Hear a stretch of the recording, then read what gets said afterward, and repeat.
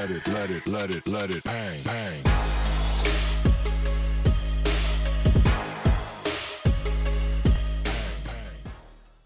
So guys, as you can tell, we have no idea how to start this. My name is Junior, this is Casey, we're a Hong Kong based video podcast. We're looking to see how Jiu-Jitsu has influenced people's lives and how people are helping to spread the word of Jiu-Jitsu throughout the community, which brings you nicely into our first guest, who is JK, one of the minds behind Four Stripes event, along with the commentators Voon and Ollie. Hope you enjoy it. So guys, welcome to Rolls and Rambles. Thank you for coming. We've got JK here, the guy behind Four Stripes, Voon and Ollie, who are the commentators. So before we begin, do you want to do a little introduction about yourselves, your jiu-jitsu? Sure, so I'm Ollie Graham, purple belt with Four Stripes, been training around 7 years-ish. Started at Epic MMA under Rodrigo Medeiros, and now training at Shanghai BJJ. Well, JK, I'm the one who started Four Stripes, and we do have a partner. She's right here right now, Anya, and also another partner, Alex Pichula. He's in UK right now, and I am a brown belt, one stripe, and then under. I started. I started about 9 years ago. My first professor was Silvio Braga, and then he gave me my blue belt, and then after that, all my belts was from Arrigo Caporal, which is still in Hong Kong, teaching out of Espada, but I train everywhere these days. So yeah, that's me. I'm Voon. I've been training jiu-jitsu now for about 4.5 years. Also started with Ollie at Epic MMA under Rodrigo Medeiros. I am a stripe blue belt. Cool, great. So basically, the reason why we got you here is because we have this Four Stripe event which has been going on, and JK here has been making sure that it's running smoothly. And then with Saturday gone, we just had the 4th episode. Yeah. Episode 4. Episode 4. Episode 4. Finals of season 1. Season 1. Oh, season 1. So season 1. That leads nicely into kind of what do you see the future of this event? Do you see this going on for multiple seasons? Do you already have things in the pipeline for season 2? Yeah, for sure. Yeah, because like when I started this, we always want to think that how we can like improve, what we can do better for the community, and that means we need to kind of innovate and come up with like new events. And I think our camp is one of the things that we saw a space there that people are not doing, and that could bring better events opportunity and gather the community together. And then we did that for 2.5 years, and now this came to our mind and our head, and then the price challenge. So we did this. This is our first season, and definitely second season, third season. We want to do at least 2 more seasons this year, and I think June is going to be season 2, and definitely September, October will be season 3. Oh. So hopefully that we want to get that. We want to keep this momentum going, and we see this opportunity to. We see this opportunity to bring the whole community and building a community together. Yeah, because actually I think like in Hong Kong there's a lack of competitive edge. Yeah, I think it's interesting to talk about the context actually. Yeah. Like what you find yourself in. Is there how many people do you think are training? I think there's around 600-ish. Yeah, I mean based on like the live streams, views. Yeah. Well, yeah. Which I assume is basically every hardcore practitioner in Yeah, Hong Kong. The number of people who enter for like Copa to Hong Kong as well. Yes. Decent gauge on like how many people are regularly training. Yeah. But you also get a lot of interest from guys from China, right? So you have that GFT. Well, we get GFT from China coming in, and then we actually, when we announced this back in I think July, January 24th is the first one we announced it. We have a team. Guys, we have a team from Taiwan thinking that this is a one-day event. It was like, we want to come in and do this. Wow. We said, well, no, this is like a month-long thing. You know, Even, like, please come in. Region-wide, people want to. I said, please come in, but you might have to come in. Like you have to book your trip twice to Hong Kong to compete in 2 different episodes. It's like, oh, okay, I didn't know that. You know, you should probably talk a little bit about the background of Stripes. I think like the evolution of Four Stripes and how it kind of developed into this prize challenge tracks nicely with a lot of the context we're talking about. Yeah, for sure. Well, again, the whole thing about Four Stripes in our mind in the beginning was how to contribute back to the community, the jiu-jitsu community, and how to build this bigger, and how to do things better. And then that's why we did the camp first. And camp is very exclusive, kind of like a content or a very exclusive kind of like events. And to bring in this world-class kind of like world champion in Hong Kong. And so we wanted to do our second kind of like product event, a more accessible, a more grassroots base.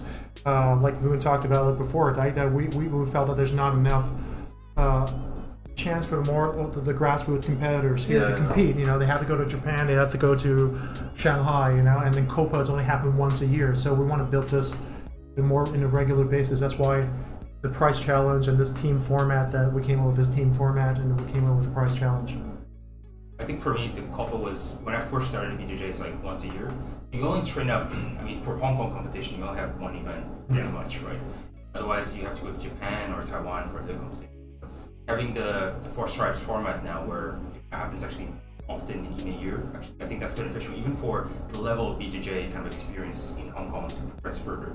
I think that's very helpful. Well, that's why we selected blue and purple belts the first season too, and probably we'll stick on with that for a little while. We don't know yet, but because we felt that those two levels are the most. If you are competitors, those are the levels that basically are often overlooked. Yeah. You know, if you're not a brown belt and black belt, you never get sponsored. You never get no one wants to talk about you. You have nothing to share except for your training photos. You know, so.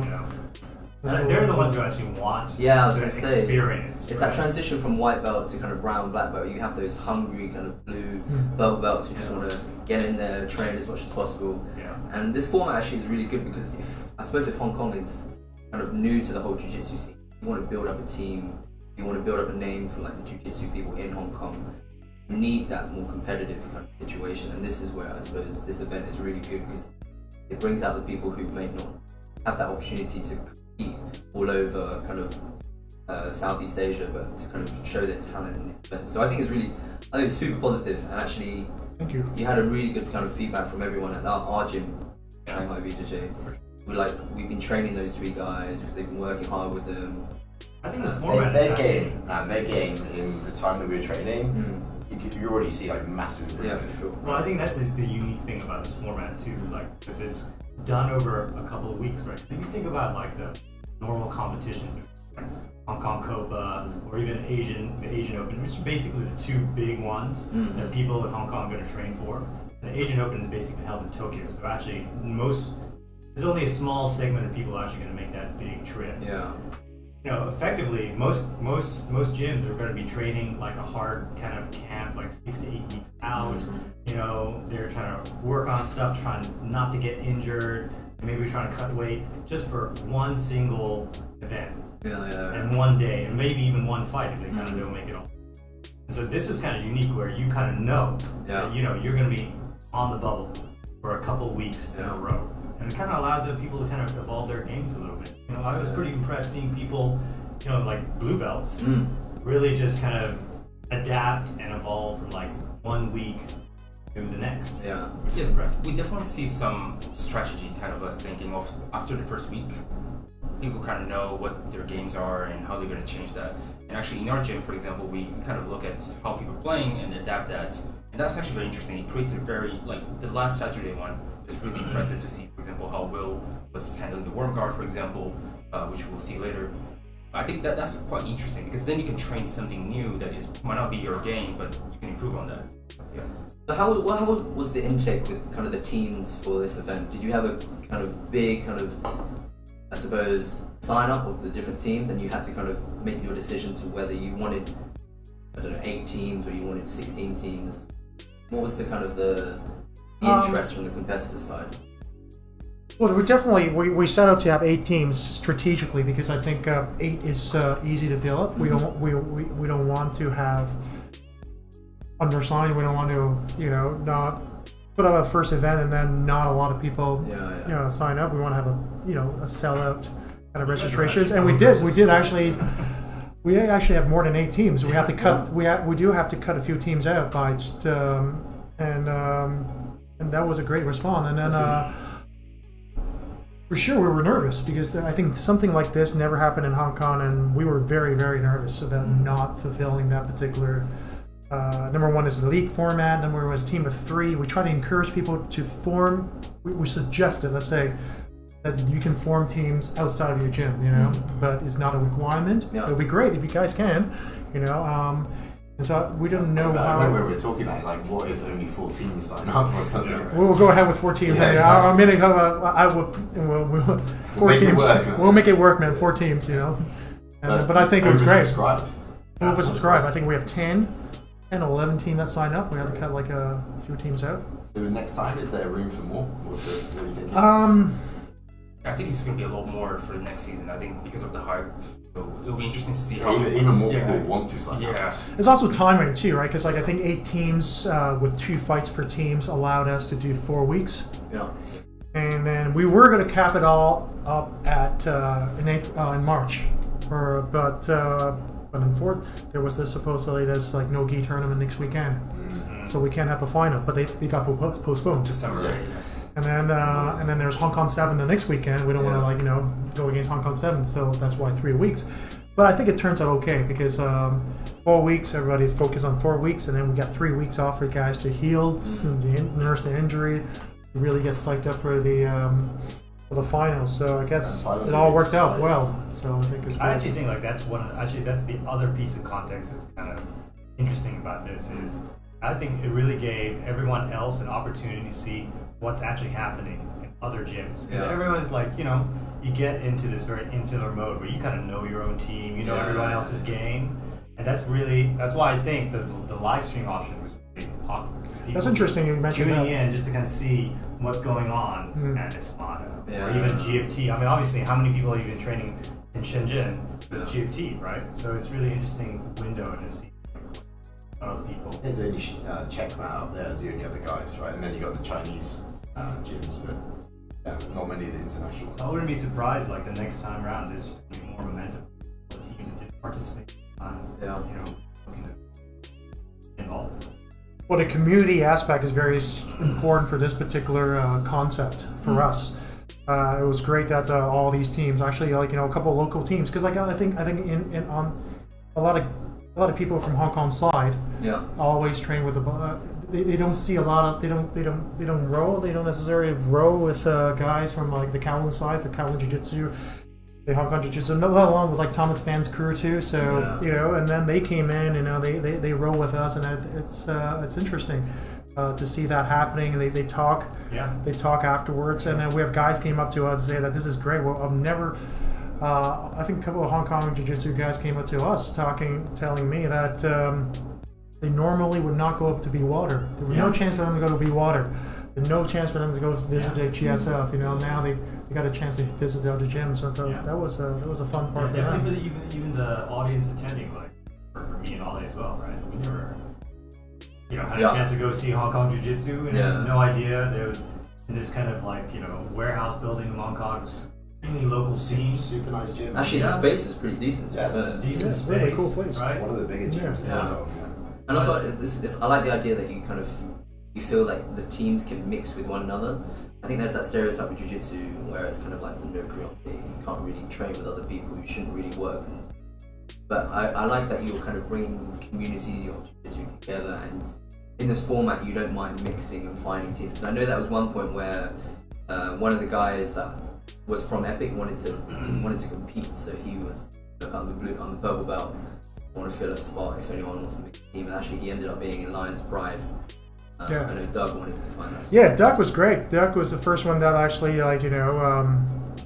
enjoy make use of the group on Facebook and say, hey, I'm purple belt 82, 81. Need 2 more guys. Jacked Anybody? out of my mind. Jacked out of my mind. That's exactly what he said. Yeah. He's a strong dude. He was a strong Easy dude. one to Yes. sign up with. Like, okay, maybe I'll go on. But I think at this moment right now, I think the dojo and clubs are very important. I mean, our competitors definitely wear their patches on their gis. But I think moving forward, that it's about a community, right? I think as long as they wear They honor the professor, they wear the badges on their thing, and then that's the most important thing. And then if they can reach out and form other teams and be creative in that sense, it's also great. It's all about jiu-jitsu. Yeah, maybe season 2 or season 3, people start venturing out and they're like, I want to make a dream team. I want to take the best guys from the previous seasons. Yeah, well, I'm going to form that team. Well, it's like other events around the world where they have they form Team Polaris and you've got Team Samba and all of that. Yeah, but I think to your point, right? Overcoming this no Crianti thing is a huge thing, which is jiu-jitsu everywhere, right? Yeah, I think. And this idea of just even being able to visit these gyms in a non-confrontational manner. Because if you think about it, right? When do you ever see other jiu-jitsu teams? Yeah. Only when you're about to compete in tournaments, and then you're totally tribal at that point too. You're not talking, you're not really even having conversations. Especially in Hong Kong, such a small place where so limited amount of people. The idea of visiting other gyms, for me anyway, I think would only benefit your jiu-jitsu because you're learning from different people, you're seeing different games. Well, that's the thing. We also recognize that's happening in Hong Kong very much so, and that's why I think the Force Right Price Challenge basically transcends the borders of all the gyms too. If they don't normally have an open mat, basically. Yeah. Well, everybody runs open mat, right? But how often do you have another guy from Kowloon or from SHBJJ going into Espada to row with they said open mat, they don't do it. But I think if Force Right Price Challenge gives you that opportunity, that's what we're there for. You create those links, don't you? Yeah. You say man, great role. Let's come train with you more. Where you based? And we see that from our camp first, right? When Andre came, when Felipe Panda came, when Lucas Lepre came, and even Bruno last camp, we have all these guys coming from the camp from different gyms, and spend 2 days together, not just a 2 hours, 3 hour seminar, and then it was really fun. So that's actually where you started, right? You organised kind of the big name black belts come over, and you began those kind of camps, those seminars. You should talk about the format of the camp. Yeah. I think people listening to we started. As I said, we want to do things better for the community, and I realized that we hate it. Me and Alex hate it doing going to seminar because you don't learn anything. It's like a selfie moment. So we thought, and we don't have the opportunity to have all these big names come to Hong Kong to teach, right? So I said, let's do a camp. Let's do a camp that we would like to go to. A 2 days immersive, intensive world champion camp that packs with workshops that guys just not only learn from the world champion, but also you got yoga, you got nutritional advisors, you got movement and mobility. That's our first camp. So our first camp And it's a sequence that we work with the black belts too, the world champion too. We talked to Andre and Angelica to say, hey, well, how can we make these 4 lessons flow? They came up with a lesson plan. Gave you a whole game, right? We did, over the 2-day camp. Well, he did how to pass guard, and then from passing guard, the second lesson is how to control your back. And then the third lesson was, let's go 50-50, And 50-50, after that, it was a 1 link up. And then the 4th lesson was basically any questions, let's just practice those concepts. Just to be clear for people listening, that's Andre Galvao, right? Andre Galvao. Yeah, Andre Galvao, ADCC champion. Andre Galvao, 5-time world champion, black belt. Yeah. Still the ADCC ringing super fight champion. Right. Yeah, right. Exactly. Still, he's good. Fighting Felipe Pena, right? He's fighting Felipe Pena at a super fight at September. Very much. September in California. And then who else? Why don't you just go through the list? Who else? Yeah, who did you begin with? We begin with Andre Galvao, the founder of Altos, 5-time world champion, and then we went on with Felipe Pena, another world champion, current ADCC absolute champion right now, and then we move on to last October 2017 with Lucas Lepre, a 5-time world champion, the best middleweight. The best passer. He was on 5. Lightweight. Lightweight. The best lightweight, not middleweight. I'm sorry. Andre is a middleweight. He was streaking, right? 2017. He was the world. Yeah, he won 5 world champion in a row. Yeah. Actually, I watched him at the World. I was like, what class was that? Well, in 2016, I think both times. And he can teach too, right? That was. It was pretty good. 2017, 2016, he made he didn't score. He didn't get a point He scored barely in. gets points scored against him. Yeah, he in rarely any got a tournament. point scored in. Super nice dude. Like we became really close friends, and then he did another.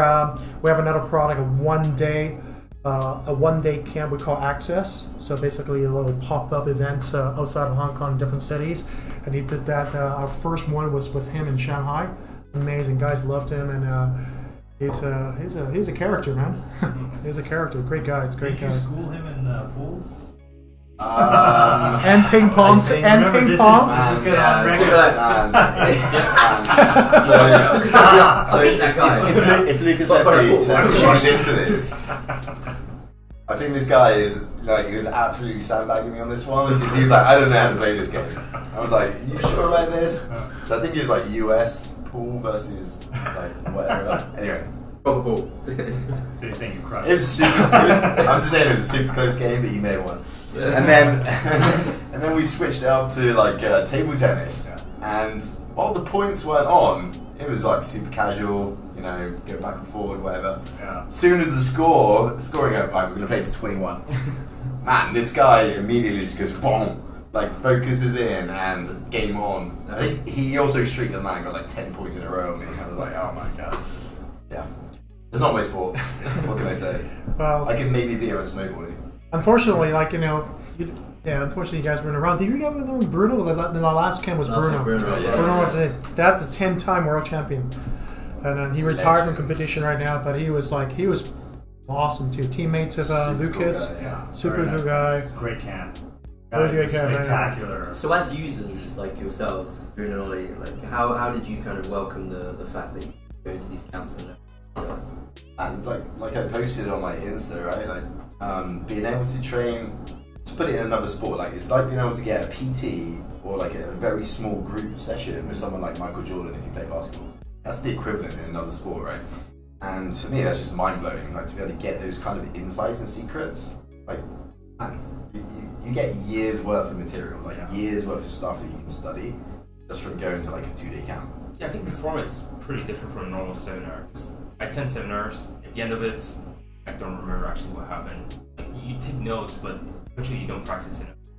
A lot of the regular seminars, not to like diss any more seminars, a lot of them are awesome, right? But if the guy's just teaching techniques that maybe they're famous for, or whatever, you can go and take away a technique. Yeah. But getting the whole context and the whole the whole scope and the concepts, more importantly, which is what a lot of the 4-stripe camps have basically shown, is concepts rather than individual techniques. That's way more valuable for your overall game.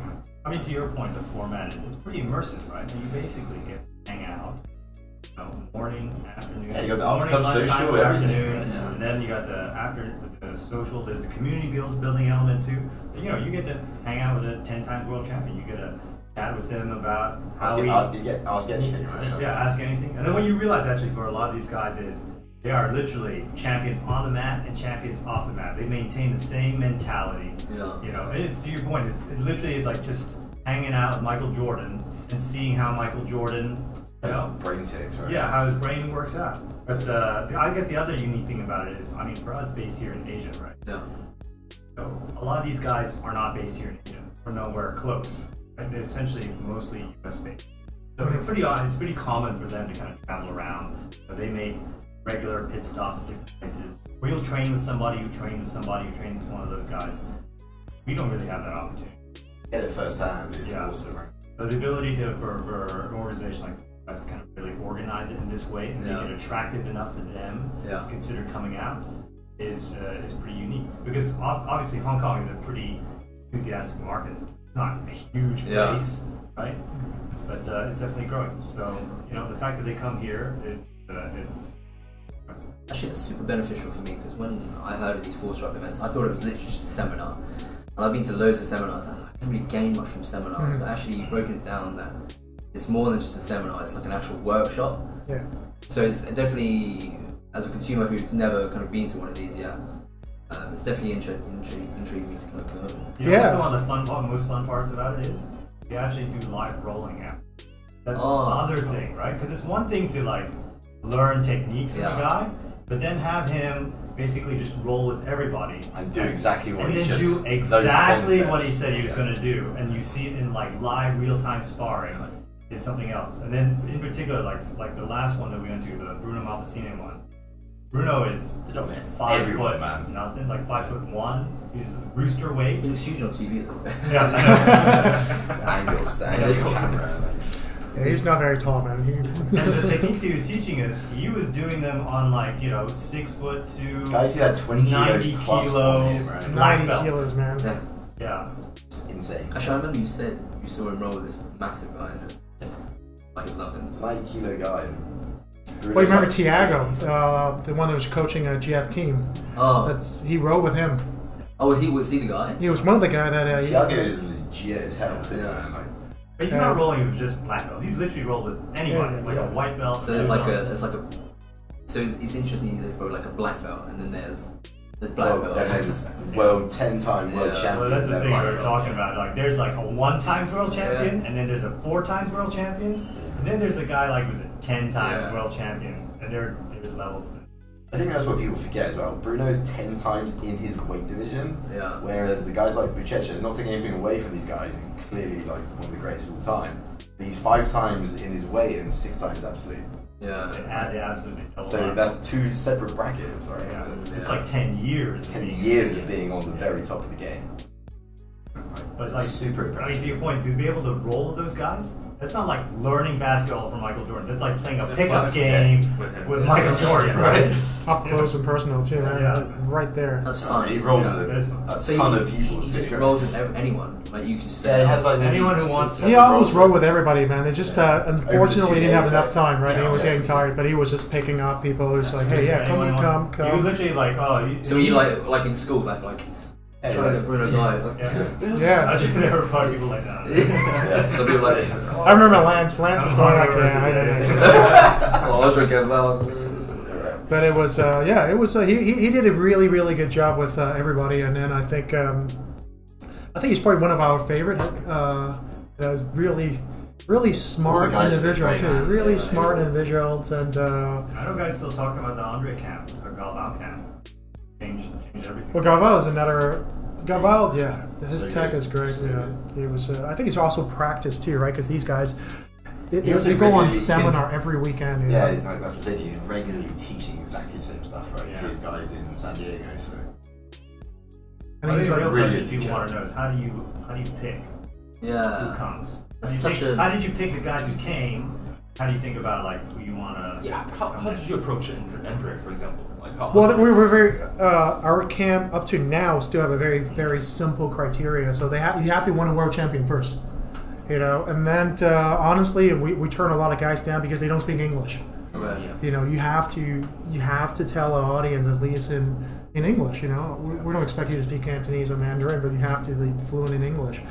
And those are the 2 things right now, you know. And then the third thing is we will go online and YouTube, or we'll call them up and see how well they can discuss things. You know, how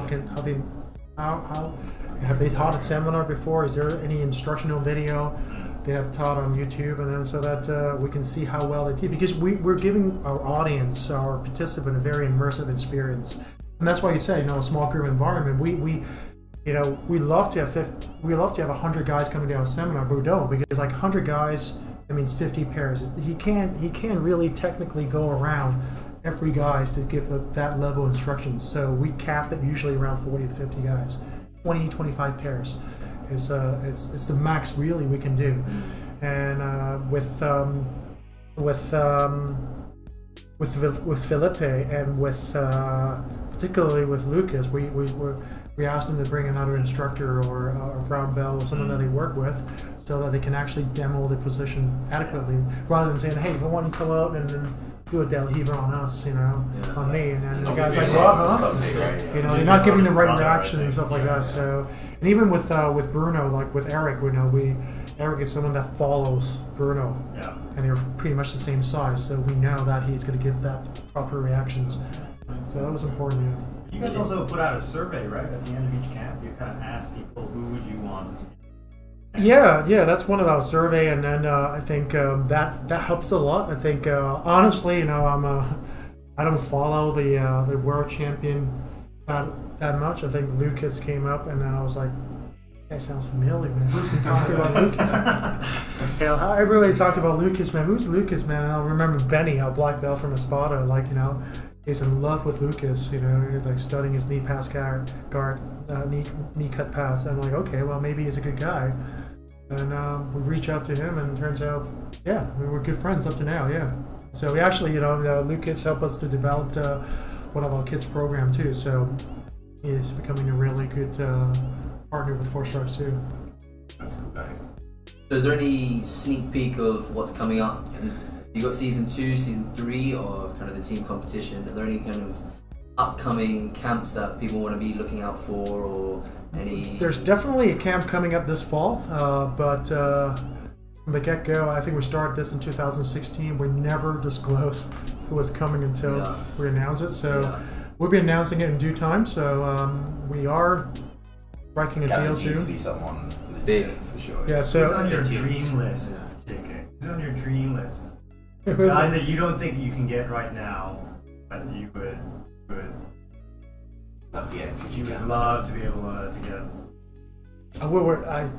No, man. My list is your list, man. No, It's just everybody else. It's anybody, man. I would say World champion, then let's Guy and turn it around. Noki. Who would you guys dream list? Yeah. Oh, man, the top guys. I think it'd be cool to, like, I mean, I know Bruno did some no-gi in the last one, but obviously guys like Gordon Ryan. Yeah, he's on fire at the moment. And Gordon so who? just, I don't Gordon know, like, Hey, what? Gordon, yeah. doing, yeah, I mean, John Danaher. Oh, wow. And he, like, the Danaher Death Squad, right? Just, The actor in Billion? He doesn't fit the criteria though. he's not world champion, but he has created. How dare you? Created, so. Well, he brewed, you know, he trained some world champion out there, so Yeah. one of the best coach in the world. I think for lineage purposes, I think if you Hickson is just on the list that everybody. Oh, man. You know, just because Marcelo like this, Garcia. yeah, Man. just the Marcelo would greats. be a different level. So good. Yeah. Any of these guys, like the GOAT guys, they'd be The so goats, sick, right? right? Yeah. Roger Racing. Roger? Do you know what? I actually Checha. I trained with him back in London. Yeah. And I had one opportunity to roll with him. Yeah. I was a white belt. Obviously, I tapped him. Yeah. Crushed it. But I remember when he mounted He's me. tuning into this, by the way. Yeah. I remember when he mounted me. It was the worst experience of my life. I felt so claustrophobic and suffocated. Because he's so long and big. And I was like, I know he's going to cross college choke. I'm going to try and defend it, and you just. There's no way. There's no way. Just can't. So. But yeah, he was one of the reasons why I continued jiu-jitsu, because I used to travel like 2 hours to get to London to his gym. Yeah. This is when I was studying at university. I didn't have a car, and I was 3 buses to get there. Yeah. And I said to him, look, I can't train here anymore. There is a gym, a Carson Gracie gym near me, and I knew at the time that it was like the whole like I'll switch gyms, especially like a rival gym. Yeah. And he was the one guy that said, you know what, just as long as you train jiu-jitsu, that doesn't bother me. Yeah, man. And I was like, well, coming Nice. from a guy who is world champion, wants to establish his own, was the first guy that said just. That was really cool, actually. So is there anything you wanted to mention about Four Strike before we kind of have a look a bit more in depth about this event? Anything that you wanted to highlight? Train hard, guys. April 13th, the first ever season's final. That's those 4 teams exactly. Great know. matches there, man. I think it's going to be great matches now. Those 4 teams are very, very. I think they're very good, man. I think It's Polo Bow, Polo Yeah, Bow, Team Espada, Lions Pride, Lions Team Pride, Espada, exactly. Kowloon, Kowloon sneak in. BJJ. Bond sneaked in, and And I don't think they sneak in. They actually worked hard, but Kowloon's And number BJJ, 3, they snuck up from like Yeah, second yeah. to last. And Zoom That Paula last too, episode though. made all the difference. Yeah. For, those last few subs made all the difference. Exactly. So I didn't realise what Bonds actually stood for, but that's definitely lying there. Bonds, man, that is. I'm not surprised by that. I'm not surprised by that. How long was the because- event? 4 weeks. 4 weeks. Four man. weeks. No way. Definitely lying. Well, I don't know. I asked a lot of the teams for some background. Yeah. Righteous Jiu-Jitsu gave me a ton of background which I could not share live Okay. on air. But I can tell you right now, there was no lack of sexual frustration in this. Oh my god, man. Okay, so yeah, if you're happy, we can kind of move on to this episode, and we can kind of. Is there anything that you wanted to? Anything else? No, man. I think watch out for our next camp. I think season 2 is coming up.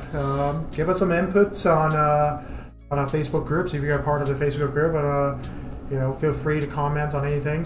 Share our posts, guys. Share our posts. We need you guys to help us to even start gathering those teams. Yeah, maybe start forming a team. Definitely start thinking about it. It's still going to be blue and purple. I think we're going to probably stick with one of the either 230 or blue and purple. Those two. We have to keep something constant. And you can have returning competitors return, obviously, yeah. I would like to see how this turns out to be like some of the EA Sport thing, like Ball About can be a franchise, and Lion Prize can be a franchise, Beyond Spawns can be a franchise, but don't just... Like a proper league then, set up your own Facebook page, man. I encourage these guys to set up the team own Facebook page or Dog Fathers and kind of go around and feel other teams and feel other coaches coming in. Any chances of no gi happening, or is it strictly? Definitely part of our plans too, because I think I personally don't do no gi. Yeah. I hate no gi for a variety of reasons. Yeah, but you didn't know who Lucas Lepre was either. That didn't stop you from doing anything. I know who you are now, Lucas. You're my friend. Please, Please come back. Yeah, and good luck in ADCC. Yeah. Definitely no-gi. I think no-gi is picking up popularity in Hong Kong right now. Yeah. I see more and more guys into training at different no-gi classes. Yeah. So I think that's the reason why we actually introduced a no-gi in our last camp, just to see what that level of interest is like now. And I think everybody showed up and everybody was interested in it. Actually, here's a question. What did you? Were you happy with how the point system was done time round, and would you make changes or not?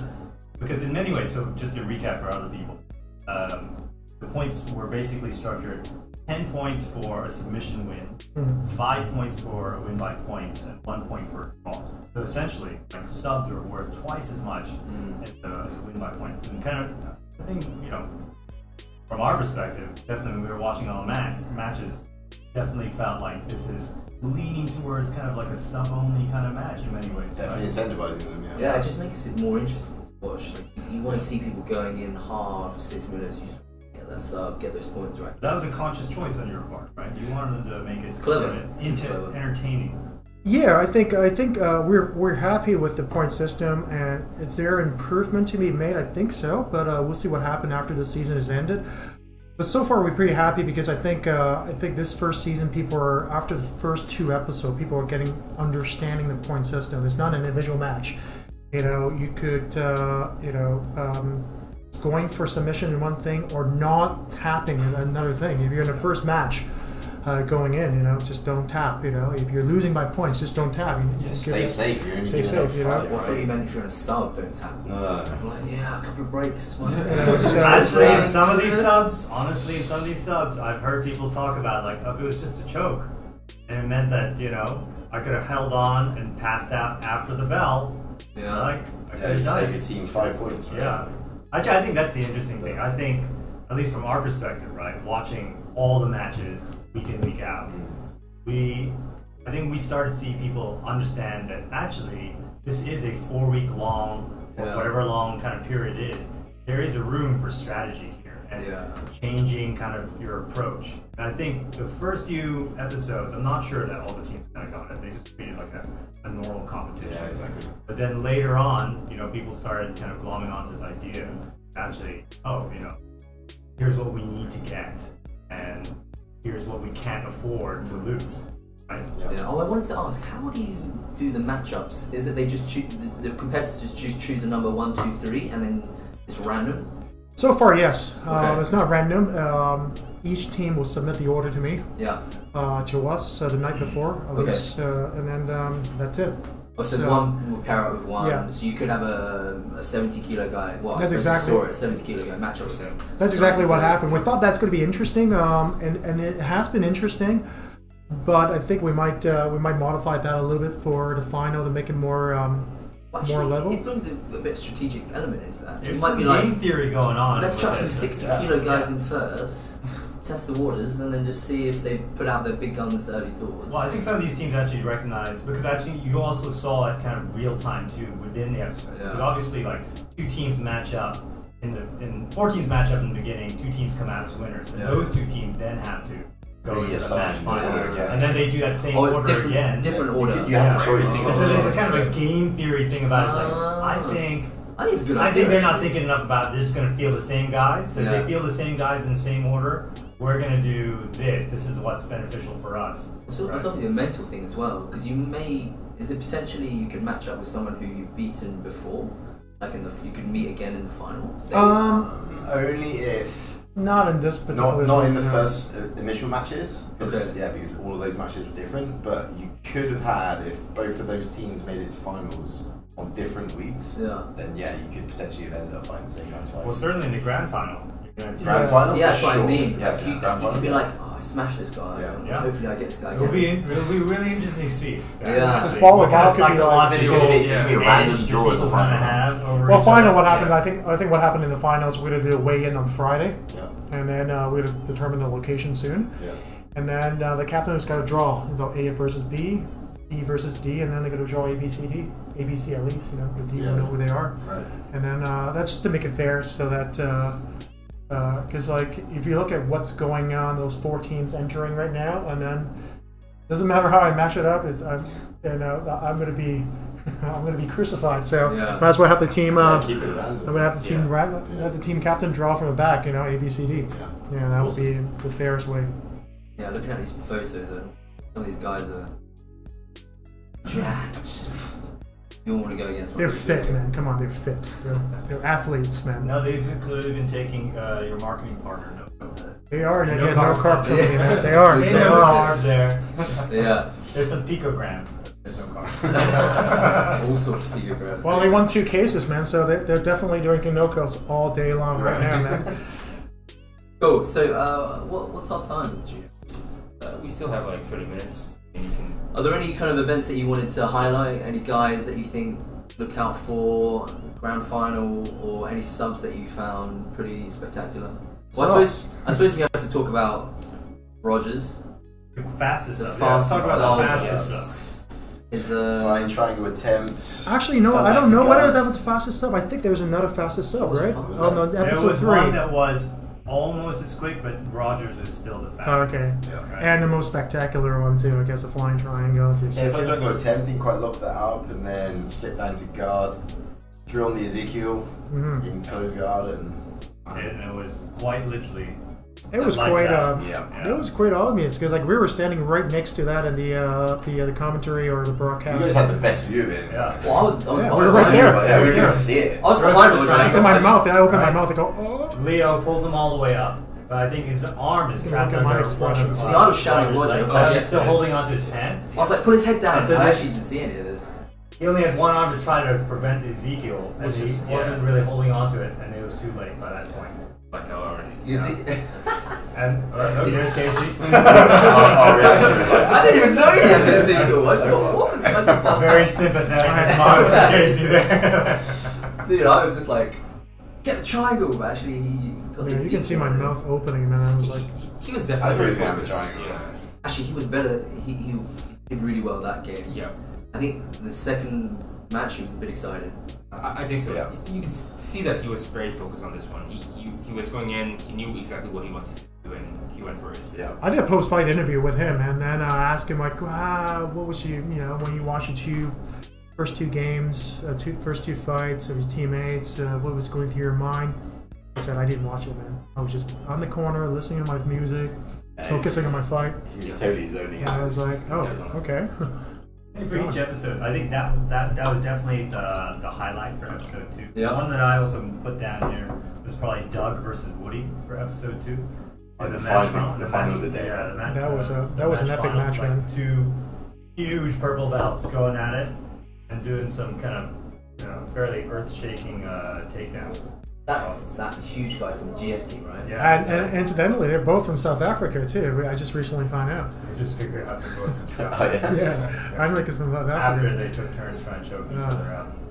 And I think that was. It'd be episode 5 towards the end of this. It would be before this fight, actually. Before this fight. Well, this is the one where This is the this last one fight, where- right? This is, it might have, Yeah. I think this is the one that they cut it out. No, Yeah, Oh, before that's this one, after actually. this This is the one. Oh, second before fight, this. yeah. Before this one? before this one. But I think you lost. the That was I think the the footage interviews. was cut out. Maybe after Oh, this. so- Yeah. Oh, was it cut out?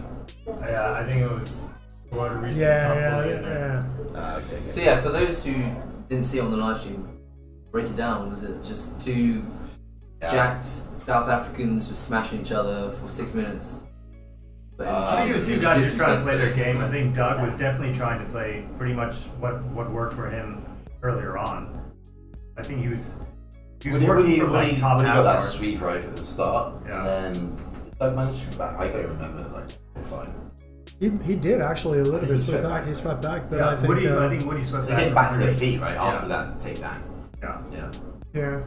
Well, Doug talked about it before. I did a post-fight interview with Doug too. Doug talked about like how he was really put on the back foot, you know, seeing his first fight, and then I mean, you guys saw Doug. I mean, Doug back at Epic days when he was heavily into CrossFit and still is. He was 96 back then, but now he's only 81. So he's not that jacked compared to like 2 years I ago. think he still retains all that elephant strength, to be honest. It's that South The African lines, jerky. the line Yeah. strength. You know, I remember you his know. white belt getting clock choked by Doug. Line. Not. That's 81. There was no But mercy. Henrik, Woody is Tap to that. 90. What 91? 92, yeah. 92. I He's think 10 Woody kilos made it over. Gabriel did heavier. well against Woody, to be fair. Well, that's another thing, right? Like Gabriel did very well. Gabriel's So he was 75. wasn't Yeah, he? yeah. Yeah. So yeah. And the episode just gone on the Saturday, Woody against that Espada. Justin. Dude, like everyone thought from where we were standing, that Woody was gonna destroy this guy. Yeah. Actually, Justin's half guard game was pretty sweet. Roll that photo again, man. Look at that, how jacked Justin is. Yeah. No carbs, man. No, but he did real well from on bottom. He did, Working man. for that sweep the whole time. I haven't rolled with Justin for like 2 years. Oh, Justin. is this Justin? No. No, This one? Yeah, the middle one, yeah. Middle one. Still pretty big though. Yeah, he's a very strong boy, man. Yeah, and It's pretty thick in the. He's strong, man. shoulders, right? He got that He's half very guard strong. actually going. And it is his game, right? Yeah, it's his bottom half guard game is. Woody was doing an amazing job of trying to not let him get deep half guard as well. Yeah. So for Justin to keep that without getting past. There you go. Yeah, here, because Woody was on top for quite a while. And Justin Yeah. swept him too, man. Yeah, yeah. Like so, he was trying to work under for the lapel guard on the trap leg as well to make it even harder for him to kneecap pass. Yeah. Oh yeah, yeah. One. And I think from my angle, seeing on the mat there, he was like, I think Woody's trying to put a wrist lock onto. Yeah, he did at one point, man. I saw his wrist Yes. was so bent over. So, Right. so subs are purple belt, blue and purple belt. Yeah. Yeah. Okay. Yeah. So no foot No locks. flips, Yeah. knee bars. No. I think that's the Bars. sweep right there. Right? Yeah, This here. is a classic. I think this is a classic Justin thing. He's It's a been doing Lucas this in the Duffy blue thing. belt. Lucas Dupree plays more like sit-up guard sweep from bottom half. But Justin did real well, especially when he actually managed to elevate two onto his teams first shoulder spot. and almost Yeah, basically like swept him, except that they went into the crowd. No, Justin is There very, he has the lapel. very, very strong boy, man. Lucas Lesh. Lech, yeah. I mean, that's one thing about the commentary you guys did there, right? You know, if there's no, I'm looking at this right now with no volume. It looks so boring, man. What are these two guys doing, man? And you That was guys, a great replace as well. Yeah. Like, he almost got past there, but Yeah. great replace. And it's good that actually it's spread out to even China. You got guys from China. oh, they're a great supporter of Four Strikes, man. I think hats off to Tiag. He's always he came. He GMT always, team really brings it, man. When they came Yeah, in they for come like in for the- episode 2. For the For one the at camps. Yeah, the one at GMT. Yeah. Yeah. we can, GST. we can see like how Tiago was like captain of the whole thing, right? Basically, TSF. Oh, yeah. you know, he's just like when he goes hey, and the whole team go hey. And then when he was quiet, nobody, you know, from his team and the audience was saying a word. Yeah. You know, Actually, Tiago was telling us Respect that Yeah, they here didn't it even is. feel. Oh, Yeah, that there was you go. sweet. Yeah, well done. He just couldn't establish there, right? Yeah. Just ankle picked So it there's no back. advantages in this. No advantage. no Yeah. advantages, man. Yeah. Would you? Is that something that you didn't include? To be honest, though, I at the Lucas event, the Access event in Shanghai, I sat down with Taki, Professor Taki, the founder of Kowloon BJJ, also a referee here. I was sitting with him. It's like, I want to do this, in Hong Kong. It was last July, and he was like, "Great, do it, man." And then he gave me one or two suggestions. And one of them was like, don't have advantage. Don't have advantage. He said, don't have advantage. And I said, like, yeah, okay, interesting. This is cool because it's so much easier to ref. You take out a lot I'm not saying slowing down. It's not even just easier to ref, but even just from a commentary perspective, trying to explain it to other people, it's way easier to not have advantages. Because honestly, explaining advantages is not. You really want to give it that. I know, you work so hard for it. I was like, he reset from that position because you work hard to get out your legs. So hard. I know. I felt sorry for him. I was like, Taki killed it. I mean, they almost fell on the guys in the crowd. That's right? interesting. That's one of the things we would definitely do. That's the only thing. Yeah, he would have got an advantage for But those guys are actually in the ring, though. They're actually. How dare they? I think the final will be better, though. That's one thing we need to improve. Like, we actually have to put another line. After the third. So it's like, don't cross this line. Have the line, and then you have exactly. So many people want to watch this line, right? It's hard to find a place that can squeeze everyone in. I know. Sure. I mean, these gyms aren't built for like live audience. Yeah, not for spectators, right? But I think Sensory is a great location. I think we're very happy that Sensory actually also supported us on this run right now, and then I think the Sensory is going to be a very good setup. And then they sell beer there too, man. So it's going to be great. Guys going to have a good time. There you go. Yeah, and then Woody didn't quite get that 2 points at the end there, so that's hard, man. Because I think there's like less than 2 seconds anyway in the clock. Even if they get a tick down, there's not enough time for that. Not enough time for him to hold it for 2 seconds or. But one fight like it was from episode 3 I really enjoyed.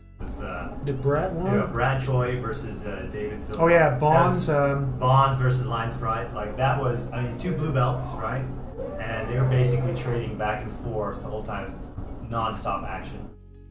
That was an intense fight, man. That was, the whole crowd was Brad just was basically like That's only 50%. taking his back, and David was kind of rolling out of it, and he was just trying to maintain. It's pretty early on, like somewhat in the I think middle. it was match two, and Brad. Oh yeah, it was way after this too. Around there. Yeah, so after this interview that goes on. This is the final. Oh, so what happened? No, that's not the final. This is the guy's knee. After this one. This is after this. Gave out on him. Yeah, Sue Carl and Tabin. After this fight, Carl and Tabin, and after this fight. Yeah. Yeah, so this is it. This is the fight, man. Oh, this one? That's an intense fight, yeah. This David has a lot of heart, man, from his father. Yeah, I mean, 2 blue belts, pretty equally matched, and like too close. So the fight goes backwards and forwards, right? It's great. And for Brad talks about it in the interview with you too. It's like, I have nothing to lose, We're not advancing to the episode final. I'm just there to like finish as hard as I can for the 6 minutes. Brad is Blackie? Yeah, Blackie, yeah. They were just scrappy as hell, basically, for all 6 minutes. It was pretty fun to watch. There was I don't believe it was a win on subs, right?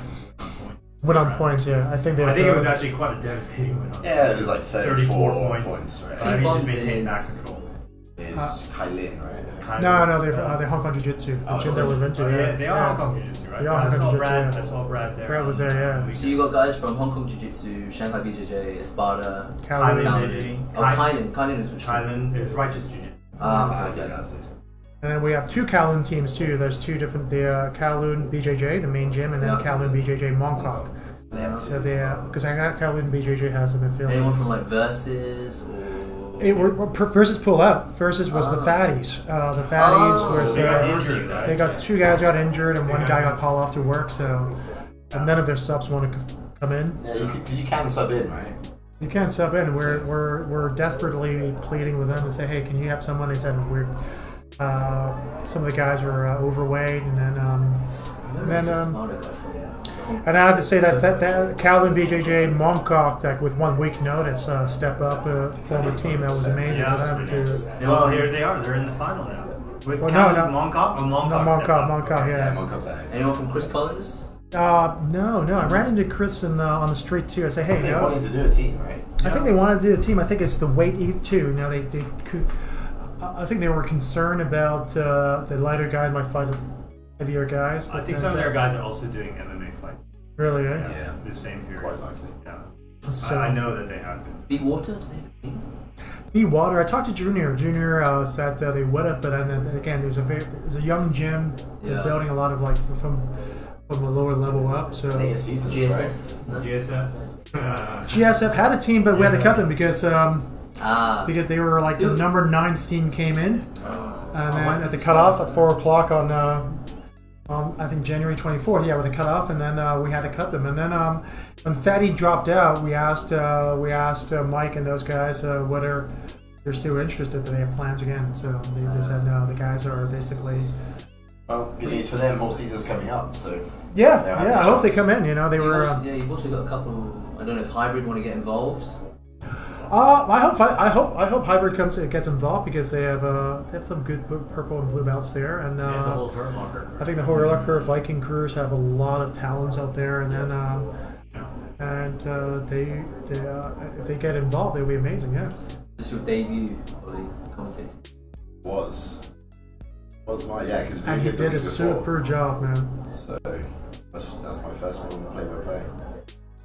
Yeah, I This really is like way this better. match. A 2-man commentary team is way better than a 1-man. It definitely helps, like Voon being an anchor and like having someone to bounce off of. Helps a lot. I thought you had a great lead, man. As just lead him. I really enjoyed watching the Lead stream on. actually. You guys talking. I think it's just fun. I think like it's my actually God. just fun for me and Yeah, Ollie it's to pretty watch it. I think that's what makes like interesting commentaries and people who would just be talking about it anyway. Yeah, I mean, we just be watching in the pub talking exactly the same thing same anyway, very thing. likely. Yeah. So You're just thinking. You're just saying what you're thinking. pretty much. But the thing is, I think it's a bit different though when you're actually doing it. You know, you're not in a pub just shooting the breeze, commenting on the screen. You actually you're thinking that there's could be like 500 or 500,000 people listening to you. It puts you on edge, man. I don't know about you, but when I'm in the pub, I'm also repping Joint Dynamics, Scrap It Sports Tape. Yeah, no car. You don't? Yeah, but by the way, man, yeah. Yeah. Nah, man. I think I tried to on episode 2. We don't have the mic. You were talking about it. You asked me, "What do you think, JK, about the points?" I'm like, they're good. And I just froze. I'm like, I'm not cut out for this, man. It's cool. It's cool. I messaged Ollie 10 seconds good after fight. that. Hey, You man, asked me what are you doing next weekend? How did you come up with the point system, JK? And didn't do too well with that one. As guys who train at Shanghai BJJ, is it hard to be neutral when our guys are fighting? Well, for me, it was super hard because I've been training with these guys. Especially Trying when to we get them ready worked for with it. Will, right? Yeah. I mean, I was happy for them, right? But at the same time, the other guys did an amazing job. Yeah. The matches were really close, and that's what you can ask for at the end of the day, right? Yeah. Yeah. You want to go in there and get schooled, and then give the other guy a good fight. Okay, if he's better on the day, fair enough. What is the points on this? There's a lot of points right now. 32, I Yeah, he think, got to over 34, 30, yeah. man. 34, Yeah. right? Yeah. 34. David kept he had man, or he had almost had Ezekiel. Yeah. I see. Yeah. Oh, he's baseball, right? Was it baseball? no. Yeah. That's Ezekiel, Oh, right? Ezekiel, right? No, it's Ezekiel. Yeah. Right. Ezekiel. And he was so close to getting that. Even Brad said in the interview, right? Yeah. He was surprised, man. Because he's down so many points at this Yeah. point, so he I has mean, to this is grow the from last front few row. seconds right now, I think. Like, he never gave up fighting the whole time, man. Oh, wow. Like, On his such a face. good effort. Yeah, David's full of heart, man. Yeah. Yeah. David is he's Spartan, right? Yeah. He's better. Well, he actually, I mean, I wanted to ask potential women's. I definitely want to do a women's, Yeah? for sure. Yeah, we're inclusive to all people training jiu-jitsu, man. There's a ton of like competitive chicks now, right? So yeah.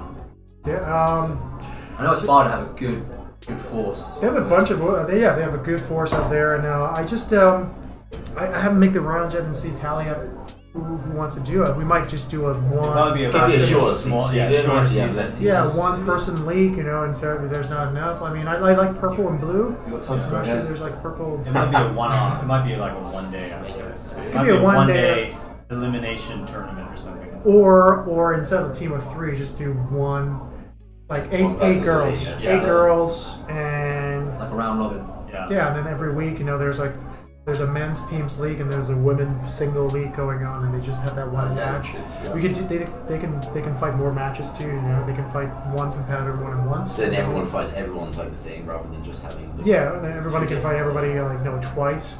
At least kind of a rematch with that person a different day. I can see that. That's a good fight. Yeah. You see the excitement on people's faces actually. It's fine. I would say that was amazing. Like, Well, I mean, that really got the crowd energized, right? Yeah. And it was like the last fight of like their matches as well, right? So it's kind of everything was kind of on the line. Yeah, it was awesome. Any subs that you saw were pretty mind blowing. I didn't see like super technical subs. I saw very some kind of more basic subs, well executed. Like there was no getting out of some of those positions, and then those guys were like, "Yeah, that was got me." I think in this episode too, man. Before this match, like the first match, one of the I think it's one of the either the Kylian guy, the purple bell, had really technical triangle, which is Doug got that really nice lapel choke actually at this episode. Yeah, Professor Kayuki called it a hat choke. Hat choke, right? Yeah. Yeah, the bottom guy grabbed right over there. the guys, He over looped the shoulder, lapel back over the head, over the neck, around the back. and then like around the dude's neck. And sort of whack. What, went from what position? From guard? It was half guardish, was it? He's kind of like from bottom half guard, I think so. and he looped it around the front of his neck, kind of basically pulled it, and then he did something with Oh, his and then he leg. switched hands? I think he might. Yeah, I think he have. might have done it. It should be. Yeah, It should it's just be here, actually. It It should was be- in. Was it the final? It was in the final versus George Chow. Grand final at the end, right? Right, yeah. Near somewhere. No, it's the first match of the grand First final. match of the I think. finals. That one was pretty technical. But Yeah, generally this is it. speaking, yeah, I think it was I think most that's it, people. yeah. I think this is it. Most people are basically working their standard games. So it was interesting to see what their go-to jokes are. For Doug, like in particular, this was unique because. There you go. Yeah. Ah, here we go. okay. Oh, right. That's a great angle. I never Because you So can he see handed it shooting off, what's like happening. handed it off, and then here he comes back under the neck. Oh, this is not the best angle to see it, probably. Yeah, here's Oh, the Yeah, hands there, up. there, Yeah, there. yeah. Oh, wow. There, Oh. there, with There. the leg. With When the the leg. leg went over, the Yeah, tap yeah, in. yeah, yeah. Super Yeah, so you deep. go round here, and then you switch back here. Yeah. Yeah. Yeah. That's amazing, man. And then he got the legs into it. Before that, I didn't. When he threw the leg over the shoulder, That was probably one of the more technical subs of the whole thing. yeah, I would say so. And this is classified like typical Doug. When I ask him the questions about why do you guys call yourself Lions Prime? And I'm from Africa. I'm Lions. Lions are just like they go for the kill. Whether they're on the top and on the bottom, they just go for the kill. And there you go. I was like, I don't care, man. I'm going for the kill. I grab that lapel. I'm gonna loop around that guy's neck on the bottom. I'm gonna throw my legs across. I'm gonna choke him out.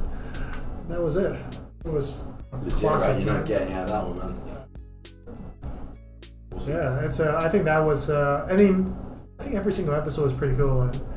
We have not a boring episode so far. Four No, I episodes, don't four think so. stellar episodes. I mean, I four think the massive. thing is, people were really incentivized to get the subs, so you saw quite a lot of Yeah. sub attempts, right? Yeah, the Actually, third. yeah, all You the- saw people going for subs, not even caring about points at all. Like, Yeah, I mean, David was down 34-0. He's still David forced trying subs. it, like Roger was flying for subs, but Yeah. he didn't have the positional control. Okay, Yeah. sometimes it works. This time it didn't for him, right? But yeah, that's what we're trying That's why I think It's the final- excitement of doing I that. think Yeah. the final will be super interesting because of that. It has been like a build up. I feel the excitement actually building up. Yeah. So I think the final is going to be really exciting. Well, I think Those people are guys are preparing getting as well. into the final. They've all won a bunch of matches, and now they're going to have to see like Yeah. who's on the top of that pile. Well, they should be looking through all like the video Yeah. because they know Connor's going to be coming with like straight foot locks. You know, Doug's going to come in with like a cross choke of some kind, Right. at least from the get go. Yep. First thing. Yep. You know, Joel's probably going to be throwing you into like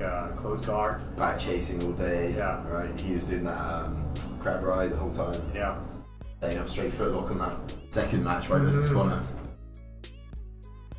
So I don't know. I mean, for blue and purple belts, I think we should be very, very pleased.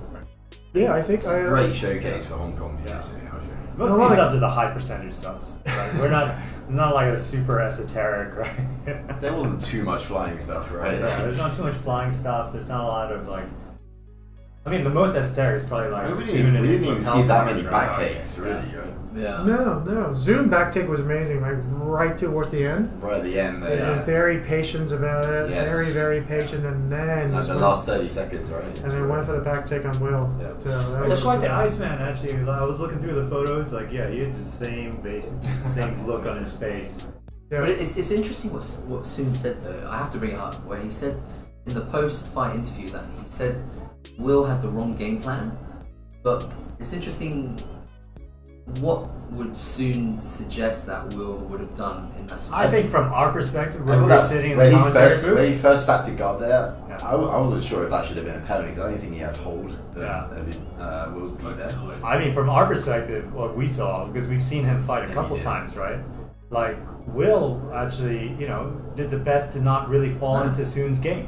You Yeah, know? because we saw David Silipod in episode 2, Yeah, and he was 6 minutes trying to undo his guard. basically got completely stymied. Yeah, I mean, Will Right. basically didn't want Soon to establish his lapel guard. So He's yeah, actually he's. I thought he did like I thought like the lapel, the grip breaks, the lapel breaks were like pretty textbook actually, and it allowed him to maintain distance and kind of engage on his terms. and there were times where Will almost got like, Some of those passes explosive guard. passes. Yeah, from that Christ. explosive pass to like side control, Yeah. like if he David just managed did to secure- amazing work to get his knee back inside. Right? Yeah. His- Well, I mean, his retention his is solid. guard Yeah, retention, soon as like his ability to invert. he works a There was a lot. lot of yeah. inversion actually from Yeah. Soon's side. Yeah. Yeah, man.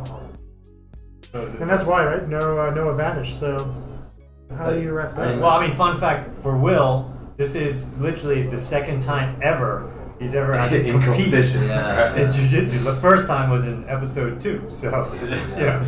yeah. No pressure. And yeah, for someone who's only ever kind of done a competitive match twice in his life, actually, this is either a really You can't ask for more than that, right? Man, he controlled his breathing. He lasted what, 5 minutes, minutes, 30 seconds. Yeah. Like, hey, I mean, he only No, got man, tapped he- in 5 the last minutes. second. Like, of it was the match. last second, man. It was tap and then ding. It was like, Yeah. Actually, that was one of the ones where potentially someone could have said, I'll just go out if Yeah. it means that I can run the clock out. But yeah, I've rolled with Soon, and like his open guard game, his technical game is very good. Well, I think that's the difference actually. When it came down to, it was Soon and was it Justin, right? Yeah, in the final. Yeah, Justin managed to keep that pressure on him and really kind of shut down his game. Well, he also made him stand up too at one He point. did, right? So he got the points. The sweep and the pass. Yeah. They're here. I thought, oh dang, he almost Yeah. got it. Very So close. they- Actually, the inversion of Soon is sick. Like, Yeah, very like, impressive. yeah. And here, here's Soon's opening lapel. It's describing it, right? Yeah. He's opening it inverted and he knows he's already going to get He's his still foot. working for Yeah. it. He's still working Like- for it. That's his game and he plays it from wherever he ends up. Like here he has. So, or Yeah, you could- There's the foot there. he did that with David in episode 2, Yeah, he right? did. He just That's his got game, that man. foot. Well, on And then the- Will comes out of this, resets. That's basically how Justin that's managed to basically defeat him because he made Soon play Justin's game. Right. Justin ended up getting him in the half guard and taking the sweep. And that's another interesting thing about the whole format, purple versus blue belt. Justin's obviously seen that game before. He's like, I don't want you to having any of that stuff on me. I'm shutting it down. Yeah. Right. So Well, there's definitely something you said for maturity level and experience. yeah. I think you saw that with a couple of the competitors, especially the younger guys. Well, Zuid is very composed with it. He does have that deadpan face, Yeah. Yeah. He has that some meow, very that changes meow there. face, And the outface, the nothing. dead eye. But actually, Will did. I'm actually very impressed with Will, considering I don't think he didn't know much about the lapel game, and we worked on him maybe for like half an hour. In our gym, we don't do that kind of game actually. So it's very impressive to see Will handling that. It's me and Casey. Yes, pretty much. Yeah. But he does alright, you know. I thought Soon, he if was you're watching this, I'll be interested to know what you think Will should have done. We'll ask him this week, man. Yeah, you should. Actually, you should. Genuinely. Well, I did ask Soon in the post-fight interview. Were you surprised? And Soon was like, no. I knew it was from there. Yeah, I saw. But to be fair, I guess everyone who saw him like previously, they probably would have prepared as Will did. Yeah. My question was that a regulation gi? Yeah, super short. Yeah. Pants do look a little bit close. Maybe you want to bring. Is it a regulation checked gi? the gi, yeah. And We if checked so, the gi. how can I get mine to He was be doing like those that? T-Rex arms. I'm pretty sure. It was like, We I'm checked good. the I'm gi, good. Yeah. That's what the that's what the meows do, right? It was They like should you pull have their to- shoulders yeah. in when they come and I'm they not measure sure. it Yeah, he's out. like, put your arms like to the side. Yeah, we did the It's key fine, check, man. it's It's fine. legit. It's legit. He just I'm drove. sure it was fine. Yeah. I'm sure you did all the correct regulations, regulatory rules. That uphill is so annoying, man. I'm telling you. It's hard to deal with. And here he goes, tries to get away at sweep and comes back to the triangle. Here is where, like, you can see him in the background. As soon as he breaks that triangle, it's like, chuck your arm back in. Leave his arm in. Don't leave your arm in. Huge mistake from Will. Put your arm in. Plus, I the triangle. I think that's just experience, That right? is purely experience. Yeah. Also, he's probably just relieved that he's got out. Oh, Yeah, exactly. Well, 6 minutes format, like we're gonna keep that even for like the higher. And then he's belts. working the pedal. So you can go all out. Amazing. 6 minutes. Because you train a 5-6 minutes interval anyway, so like you can really go all out. Yeah, he Like, was. even if you know you only got the one. Because if you like all these like submission only or like these like 20 minutes, it's just get too tired, too boring, too long, you know. Yeah, this step over here was key. Yeah, this back step here. I'll go Like, bearing in mind there's like 10 seconds left in the match at this point. That's it, man. Right. I think if Will had known that, he may have been able to hold on here, but it's I thought you guys would be it's- shouting, "Don't tap, don't tap." It's very hard because it's more narrow, so and he has his knee behind his head, so it comes really go quick. to sleep. Oh, it was definitely. There's definitely 1 tight. second left in the match, man. Yeah. It was 1 second, man. That's the last thing you're thinking of when you're in that situation. That's true. Right, like, But you know, to be honest, As this soon is as not soon even as the only legit- fight. There's so many legit fights thing. which were won by last minute subs. Yeah. Right. It was very exciting. super exciting. Yeah, it was the last minute. There were a lot of last minute arm bars. And yeah, the events are good because it actually improves people's game. You think, oh, I'm watching back. Glad that happens, man. Here's I'm my glad hand. that happens. Like 100%, Will knew very, very little about lapel guard before like the past week. Yeah, And you know, this week he's already got like a huge understanding that he didn't have before, and he's going to keep growing on that now, right? So it's a learning that's what experience this- for those. That's what this yeah. competition's doing. That's great. That's great, man. I'm happy for that. And I'm sure like a bunch of the guys are taking away new things, so For sure. it's awesome. Bringing the whole level up of everyone. Yeah. Absolutely. Yeah, sure. How long we been, Junior? 1 hour and 10 minutes and everything. Wow. Great. Time flies when you're having fun. Thank you, man. Thank you, Yeah, guys. so Thank you for having Learning us. that about jiu-jitsu. Yeah. Oh, what's playing? Oh, you don't need your. So- Is it an echo in here? Yeah, any closing remarks? Anything you wanted to say? Where can people find you, JK? Where can people find Four Stripes? Oh wow! We have fourstripe.com, fourstripes.com. Please, and then on Facebook it's Four Stripe Hong Kong, and then Four Stripe Price Challenge. There's 2 different sites, and then 4.stripes at Instagram. So we'll be posting a lot of hype for the next 2 weeks for the upcoming finals. It's going to be the 13 in Sensory Fight Club around the same time, 5 o'clock weigh-in, 5:30 And to see those Starts. matches. That'll be fun.